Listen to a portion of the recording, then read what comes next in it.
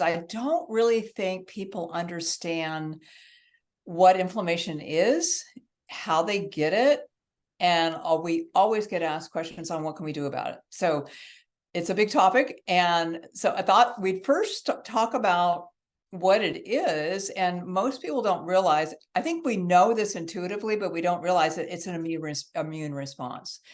So when we feel inflammation in the body, like a joint pain or gut issues or migraine or whatever, I don't think we go, oh, that's my immune system responding to something.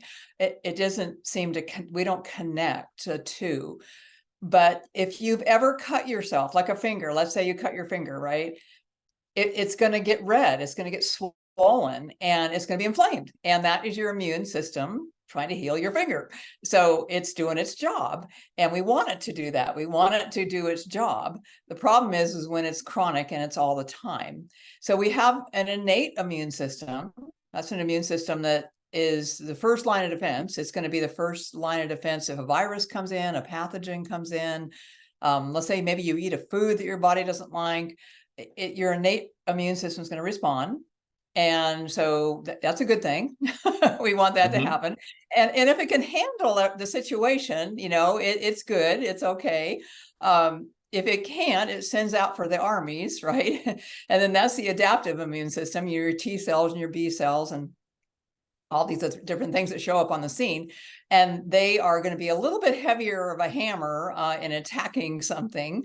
I'll never forget the first time I saw this on, and don't laugh because you were probably, I don't know if you were born yet, Jimmy, you might have been 2 or 3. But the first time I ever saw this was on a slideshow. So back in the day when slide projectors with the carousels, right? There was no computers, there was no internet, nothing like that. But it was a clinical nutritionist. I went to a talk and he was showing a picture of the immune system attacking I think it was a virus. And it was so profound to me to see that immune cell, it just kind of slobbered all over this virus. So it's amazing. It just attacked it, right? And it just went after it. And we want the body to do that, absolutely. But the problem is when it's chronic. What if that immune system is attacking your own tissue like that? We don't want that, right? So inflammation is an immune response. And I think that's the first thing that we want to help people to understand. We want our immune system to work, but we don't want it chronically on all the time. So do you have any comments on that, Jimmy?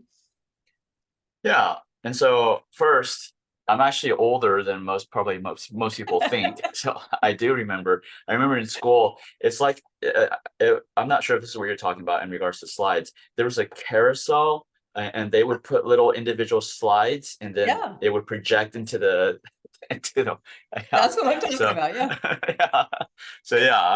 I was definitely doing that. So for those of y'all who don't know, I'm actually 46, about to turn 47. So a lot of people say I look a lot younger than what I really am. But yes, inflammation. So I like to break down inflammation very simple. Inflammation is a necessity to healing. You need inflammation. But there's I would say break it down to 2 main categories of inflammation. One is acute inflammation and one is chronic inflammation. So the acute inflammation is like what Chris you're talking about. When you cut a finger or you twist your ankle, you want acute inflammation. Because what does that really mean? That means your body's sending all the troops to that area to heal it, to fight, if there's a virus, bacteria, or you want your troops to go there and fight and kill everybody, kill the bad guys, and then, eventually, heal that area. That's acute inflammation. You want that to happen. If you don't have that, you're going to die. Okay. So you're going to bleed to death. Right. And now to the immune system, I love to use the analogy of just like, this in your army, the military, you're going to have, different weapons in your immune system and different weapons for your military. And so, for example, you've got the, traditional, or I say the tank, the bazooka that just blows everything away. It doesn't really pick. It's just like one area is going to blow everything. It doesn't matter if it's foreign or if it's your own body, right? That's like the bazooka approach. Then you've got like snipers that can really pinpoint exactly the enemy, the specific enemy, and take those out. And so a lot of our immune, I would say, acute inflammation goes with the bazooka attack. It's like you just blow, or shotgun. People say shotgun attack. Shotgun, you're not really aiming, you just point in the one direction and it just sprays, right? And a lot of times that kills your own cells too, right? Yeah. So Yeah. that's what I think about when we're talking about immune system and inflammation. Yeah, yeah. So we, like I said, we had a lot of questions on Monday about different disorders or diseases. People were naming their disease, name it and claim it. And so, we had to definitely have disclaimers and say, we're not doctors and we're not, if you've got a diagnosis, but what we were asked questions about, or a lot of it was underlying from chronic inflammation. So I'm just going to read you a huge list. And it's just because most people, again, I think they know this, but they don't really connect the dots. So this is your immune system attacking your body. So in the gut is a big one, right? We started with a lot of questions about GERD and acid reflux and stuff like that. Of course, the food plays a big role in that, and we'll get into that. Highly, foods that your body's reacting to. But IBS, irritable bowel, diverticulitis, celiac, constipation, diarrhea, GERD, all those things, gut issues, lots of inflammation in the gut. We see this a lot with people. And then skin. So I always tell my clients with skin disorders, you got to go back to the gut, because a lot of times it's connected to the gut. But you see eczema and psoriasis and acne and rashes and fungus and things like that. And then allergies. So it could be airborne allergies, it could be food allergies, those types of things. Again, I think we all, if you have an allergy, of airborne allergy, like we're going to be heading into cedar season in Texas, and everybody's got runny eyes and lots of inflammation going on there with the allergies.